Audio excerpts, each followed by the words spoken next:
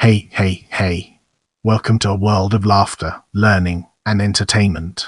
Welcome, curious minds, to our video that explores the ins and outs of Henry T. Sloane House, with 7 East 72nd Street.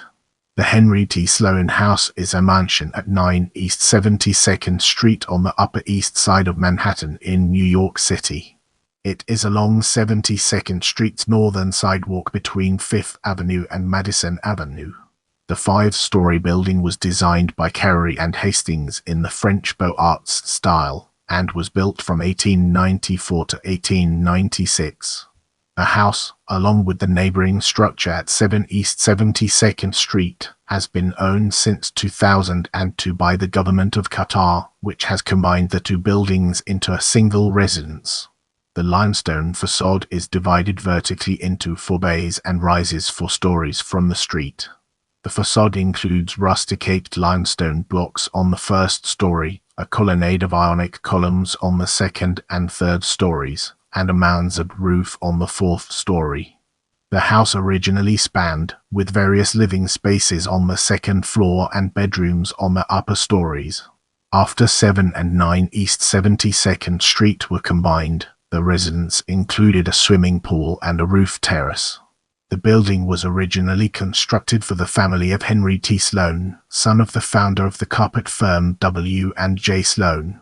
Following an acrimonious divorce, Sloane abandoned the house in 1899, and the family of Joseph Pulitzer rented it the next year.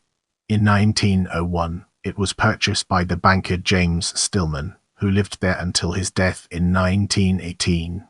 The house was then occupied by the carpet manufacturer John Sanford and then by the Riker family.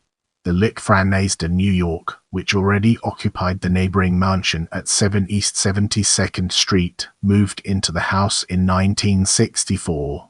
The house became a New York City designated landmark in 1977. The school vacated 7 and 9 East 72nd Street in 2002 when they were sold to Hamad bin Khalifa Al Thani, the Emir of Qatar. After the Qatari government finished renovating and combining the buildings in 2010, the two structures comprised New York City's largest single-family residence. Get ready for an enlightening exploration as we dig into sight and understand its role in the broader context. The Henry T. Sloane House is at 9 East 72nd Street, along the northern side of 72nd Street between 5th Avenue and Madison Avenue, on the Upper East Side of Manhattan in New York City. The house originally had a frontage of 59th on 72nd Street and a north-south depth of, with a frontage of. Notable buildings nearby include the Pulitzer Mansion on the block to the north, 907 5th Avenue and 9 East 71st Street on the block to the south, and the Gertrude Rinlander Waldo House and St. James Episcopal Church on Madison Avenue to the east. In addition, Central Park is 1/2 block to the west. As we move forward, let's uncover the untold stories and fascinating intricacies of architecture. The building was designed by Carrère and Hastings in the French Beaux-Arts style. It is 5 stories high, although only 4 stories are visible from the street. The only visible elevation of the facade is on 72nd Street and is divided vertically into 4 bays. The facade is further divided horizontally into 3 sections, reminiscent of the base, shaft, and capital of a column. Let's transition to facade and uncover its significance. The 1st story constitutes the base of the facade and is composed of rusticated limestone blocks. The westernmost bay includes a round arched entryway, which in turn is topped by a cartouche flanked by scrolled brackets. The rest of the 1st story facade has segmentally arched windows. The facade of the 2nd and 3rd floors is interspersed with double-height Ionic columns. The facade is recessed behind the Ionic columns, giving the facade an appearance of increased depth. The 2nd floor is designed like a piano knoll, the main floor of a palazzo. There is a balustrade with recessed, arched French windows behind it. The French windows are topped by circular oeil de boeuf transom windows, as well as grids of mullions that separate the windows into multiple glass panels. At the top of each French window is an elaborate keystone at the center of each bay, as well as scrolled brackets on either side. The third story is smaller and contains segmentally arched windows.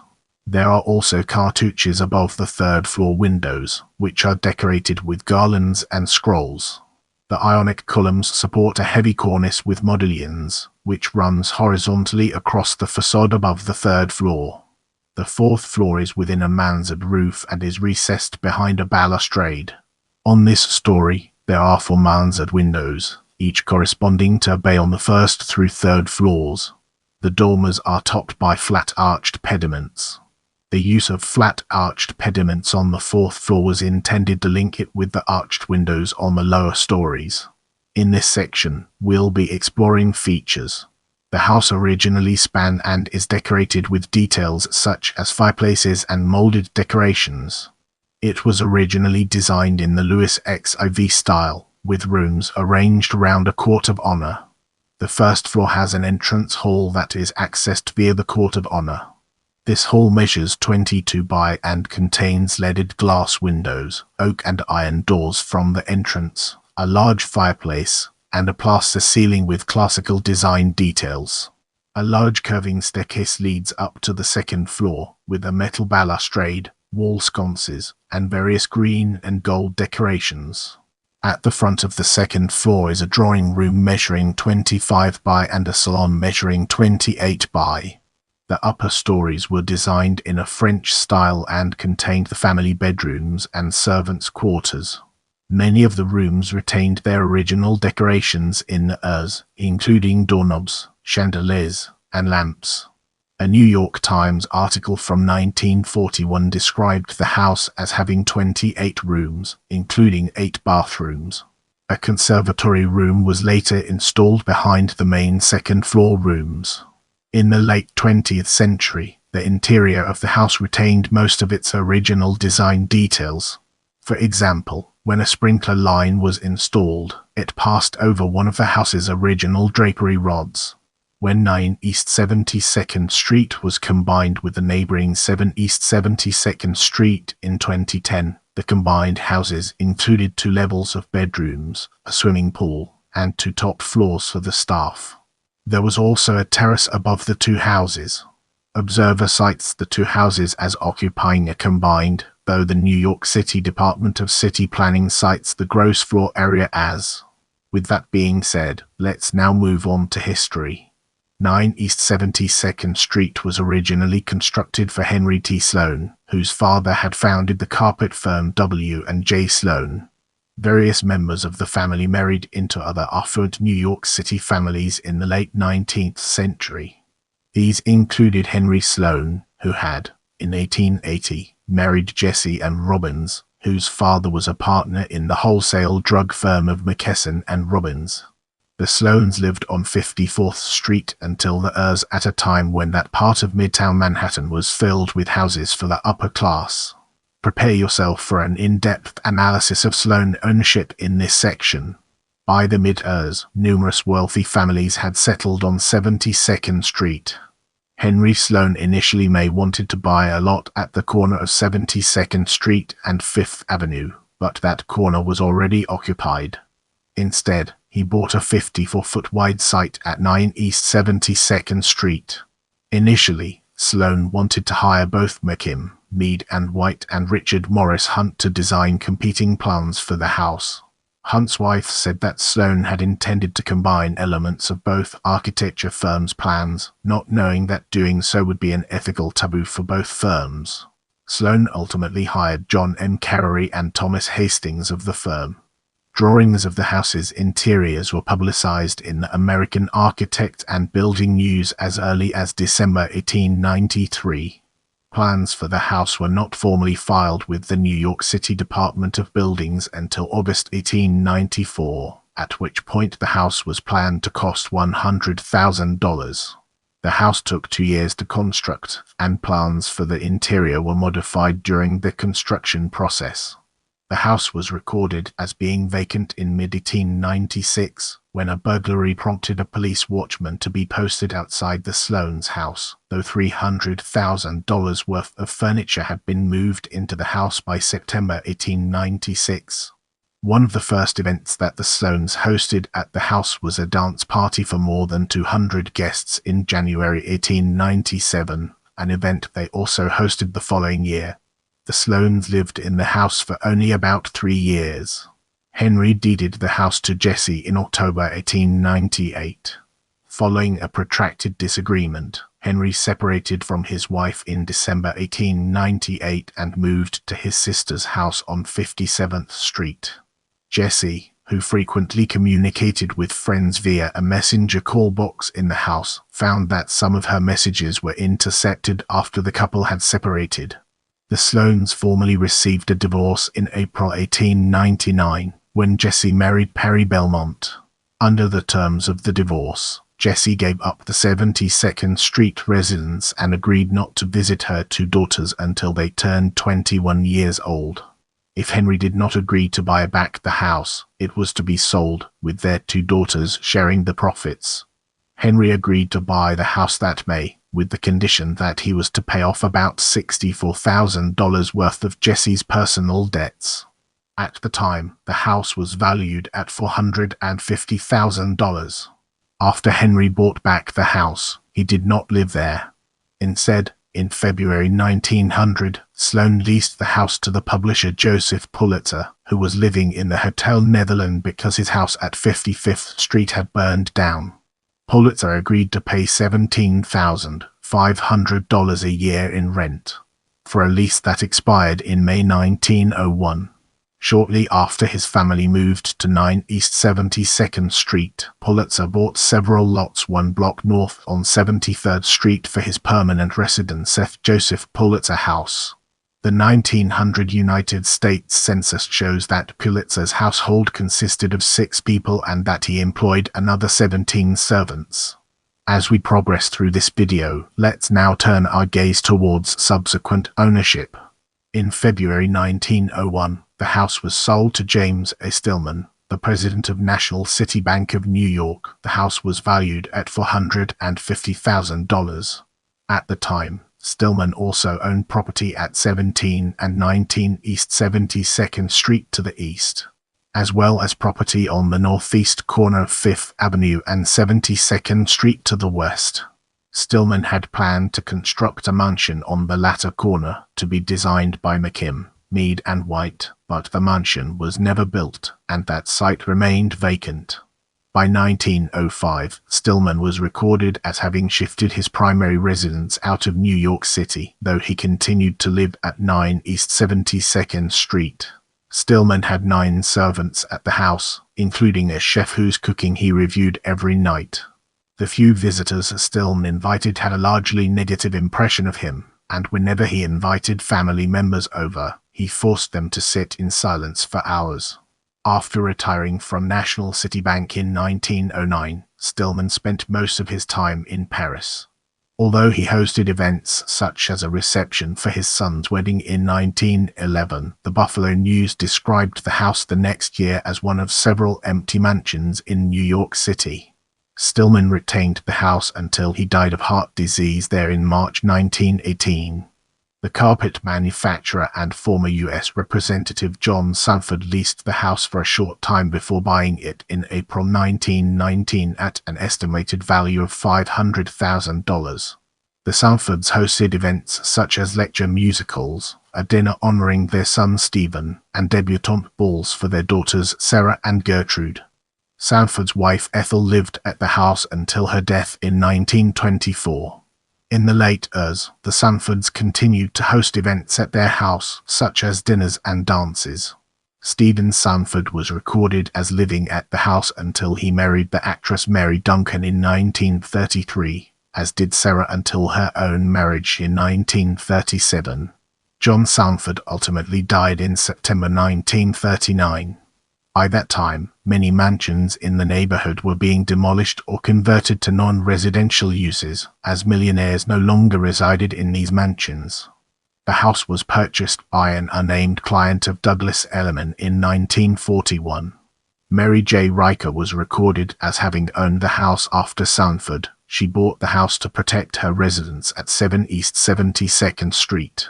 In early 1945, Riker successfully petitioned to have the house's value reduced by 62% for tax purposes. Riker sold the house to Harold Celsius, Matthews Jr. and Archibald Dudgeon that June. The New York Herald Tribune reported in December 1946 that Matthews and Dudgeon transferred ownership of the house in December 1946 at an estimated value of $200,000, but the Herald Tribune and the New York Times both record Harold Churchill Matthews as having owned the house through the next year.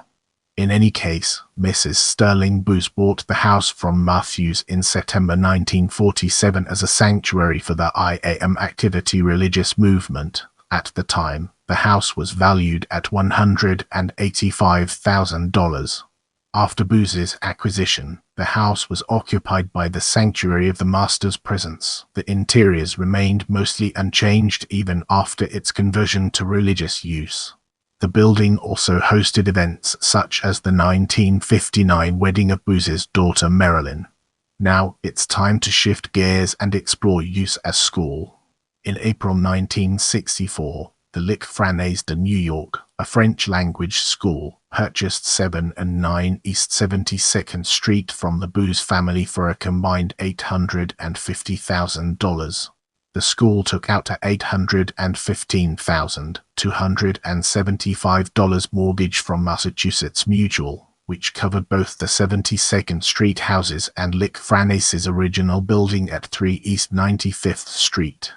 At the time, the school had already operated 7 East 72nd Street for several years, and Paul L. Wood and Reginald East Marsh were hired to renovate 9 East 72nd Street as an annex for the school. The Municipal Arts Society had installed a historic landmark plaque on the house's facade by that point. Lick Franeys formally opened its classrooms at 9 East 72nd Street on September 24, 1964. The school hosted classes in one of the house's old ballrooms due to a lack of space. The school made relatively few alterations to the two houses over the years. The New York City Landmarks Preservation Commission considered designating 7 and 9 East 72nd Street as city landmarks in 1976 and granted the designations in January 1977, despite the school's opposition to either designation.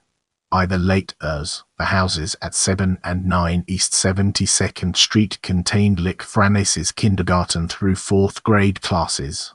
Lick Franeys bought 12 East 73rd Street, a 5-bedroom mansion behind the two 72nd Street houses, for $4.30 million in 1994. The 73rd Street mansion was subsequently linked to the existing 72nd Street houses. After Lick Franeys developed a new building on York Avenue in the school originally considered keeping the 6 townhouses that it owned, including the houses at 7 and 9 East 72nd Street. However, they were all protected as city landmarks, making it difficult to modify any of the houses without permission from the city government. Instead, the school began looking to sell the 6 townhouses in August 2000 at a combined price of $100 million. Initially, Lick Franeys hired Massey Nickel to market the buildings. School officials refused an offer to buy the buildings for $43 million. When Lick Franeys hired the Corcoran Group as the new broker the next year, it sought $51 million for the two 72nd Street houses, including $30 million for 9 East 72nd Street. By early 2001, the school had reduced its asking price for 9 East 72nd Street to $25 million. Dozens of buyers expressed interest in the house, of which real estate broker Barbara Corcoran estimated that half wanted to convert it into a single-family home.